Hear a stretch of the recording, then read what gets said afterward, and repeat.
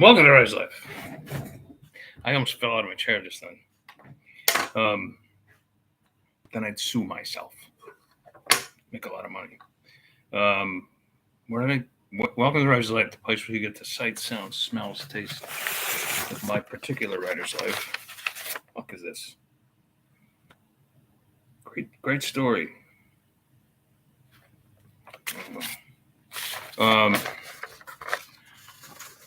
I'll just throw it up there with all the other useless shit. Subscribe if you haven't already.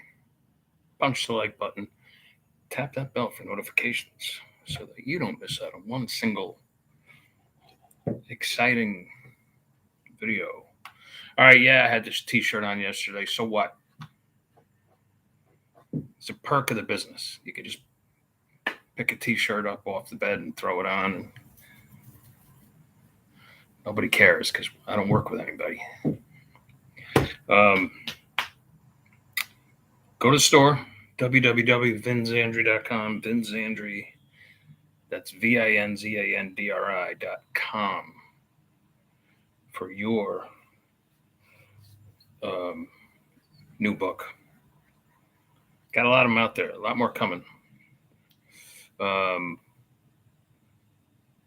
Let's see, the new one, the new Chase Baker that just came out a few days ago, was killing it. Like best 3 Amazon bestseller lists, which is cool. You know, it's not like when I hit the USA Today for 7 weeks or any of that, but it's still cool. And it's just doing pretty well. I have to write more Chase Bakers. In fact, I got another one waiting in the wings to go. But next will be Divorce by Moonlight, which is a novella. So Bear Media will be publishing that. And then I have the Moonlight Falcon, which is coming out from Down and Out Books. In fact, they sent me a contract. I have not signed that yet. Lance, if you're watching this, I promise I will sign that contract today. I put these things off. I can remember back when I would get a contract and be like, oh my God, got a book contract, new book contract. Now it's something like I see the email like contract enclosed and I forget about it. I just totally forget about it.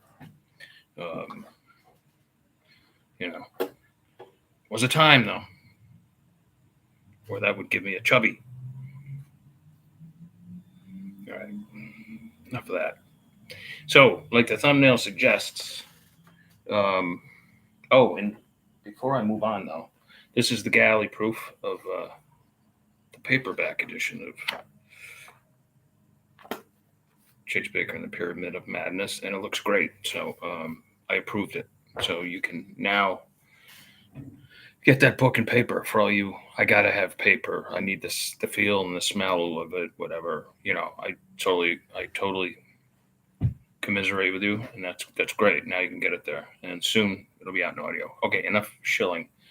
Like the thumbnail suggests. So the second most frequently posed question I get,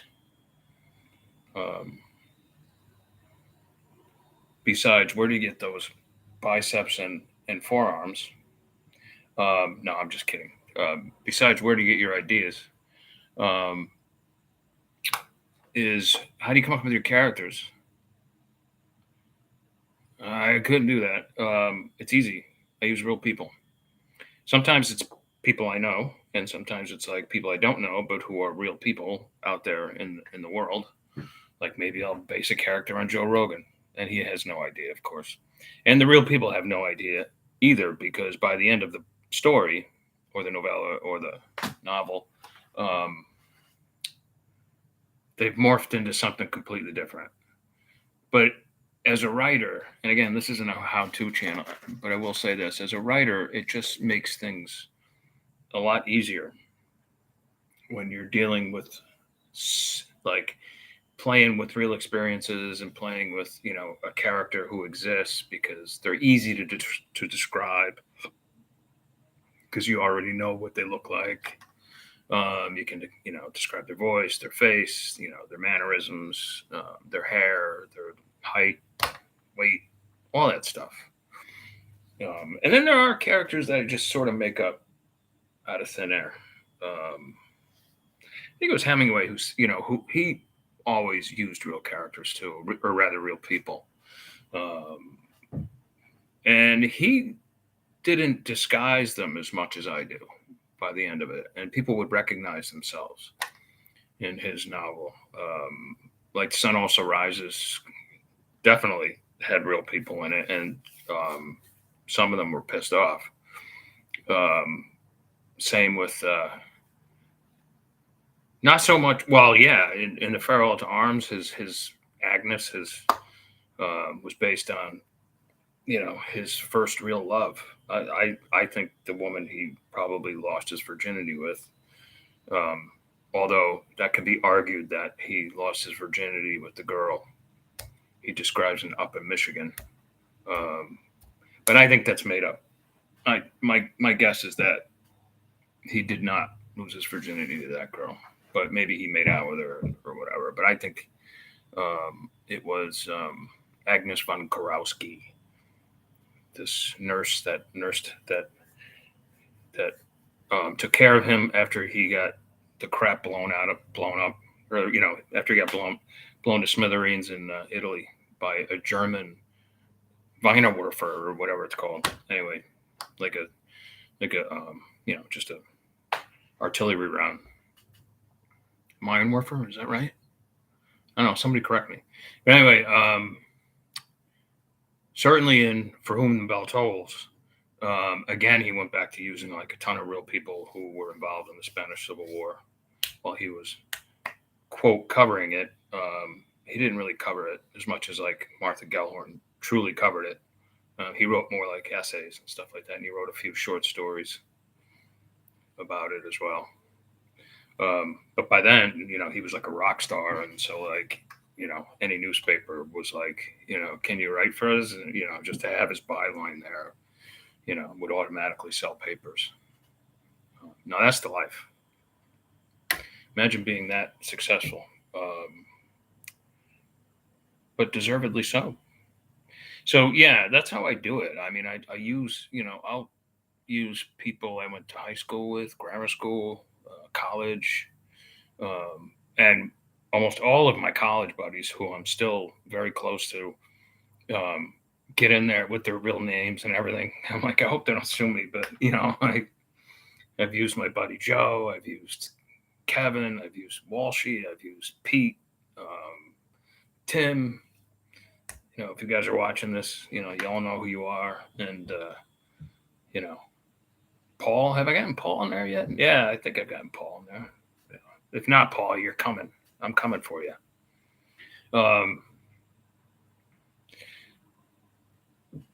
like I said, by the time the book, by the time it comes, like it gets in there, by the time the book develops, is what I'm trying to say in my convoluted way, is that they become different people altogether, different characters. My imagination starts changing the reality just to a new reality, and therefore, and I don't use 99% of the time I don't use real names. That would just be moronic. Other than, like I said, my college buddies. I'm not the only one who's done that. James Patterson's done that. He's used some of his old advertising people. He's used some of their names just for the hell of it. He knows, that they'll like it and that they'll get a kick out of it and buy a few books and show their family and stuff like that. And so it can be fun. I based some reporter, I have a reporter friend I went to high school with. His name is Brendan. And I've used him a few times, even used his name, because he's a good character to write about. He's like the last roving crime reporter in Albany, like the last of his breed. I think all of us are like the last of our breeds, as the new generation cometh and we goeth.